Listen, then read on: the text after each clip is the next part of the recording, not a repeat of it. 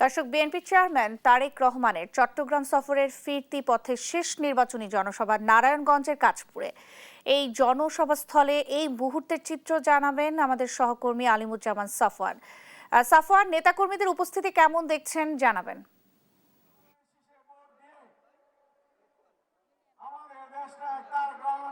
Nancy, এই মুহূর্তে আমরা নারায়ণগঞ্জে অবস্থান করছি। নারায়ণগঞ্জে বিএনপি চেয়ারম্যান তারেক রহমান তিনি যে সমাবেশে যোগ দেবেন সেটি 11টা 30-এ শুরু হওয়ার কথা থাকলে আমরা যেটি জানতে পেরেছি যে তিনি কুমিল্লার যে সোহাগাজীতে তার যে কর্মসূচিটি সেটি তিনি কিছুক্ষণ আগে শেষ করেছে। এরপরে তার আরেকটি কর্মসূচি রয়েছে, সেটিও কুমিল্লা জেলার দাউদকান্দিতে, এবং সেটি শেষ করার পরে কিন্তু বিএনপি চেয়ারম্যান তারেক রহমান তিনি নারায়ণগঞ্জে যে সমাবেশ স্থল সেখানে এসে যোগ দিবেন। তবে তারেক রহমানের আগমন উপলক্ষে আমরা যেটা দেখতে পেয়েছি যে বিকাল থেকেই যে কাঁচপুরের যে সমাবেশ স্থল রয়েছে সেটি কিন্তু একেবারে কানায় কানায় পরিপূর্ণ অবস্থায় আমরা দেখতে পাচ্ছি, এবং সুশৃঙ্খল একটি সমাবেশের আয়োজন করা হয়েছে তারেক রহমানের আগমন উপলক্ষে। এবং তার আগমন উপলক্ষে নেতাকর্মীরা বেশ উচ্ছ্বসিত।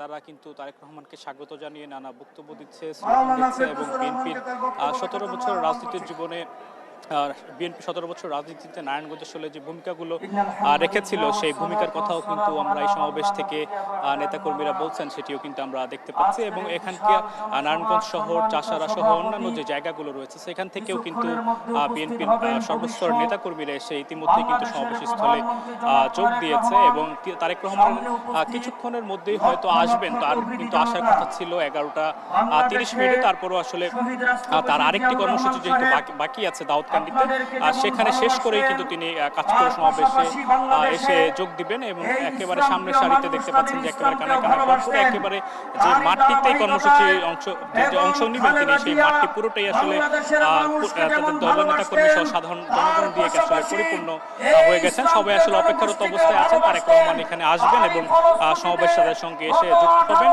এর আগেও কিন্তু তারেক রহমান গত বৃহস্পতিবার তিনি দেশে আসার পরে নারায়ণগঞ্জে আসলে সমাবেশে যোগ দিয়েছিলেন, এবং আজকে কিন্তু তিনি দ্বিতীয়বারের মতো নারায়ণগঞ্জে আসবেন। এবং সেটিও কিন্তু নেতাকর্মীরা কিন্তু মাইকে বারবার বলছেন যে নারায়ণগঞ্জবাসী কিন্তু তারেক রহমানকে টানা দ্বিতীয়বারের মতো কাছে পেয়ে কিন্তু তারা অপেক্ষারত অবস্থায় রয়েছেন। তাদের সামনের দিকে যে দিক নির্দেশনামূলক বক্তব্য তিনি দিবেন নির্বাচনকে সামনে রেখে, সেজন্য কিন্তু নারায়ণগঞ্জবাসী মুখিয়ে আছে। তো ন্যান্সি, আমার কাছে এখন পর্যন্ত নারায়ণগঞ্জের কাশপুর থেকে এই ছিল সর্বশেষ খবর।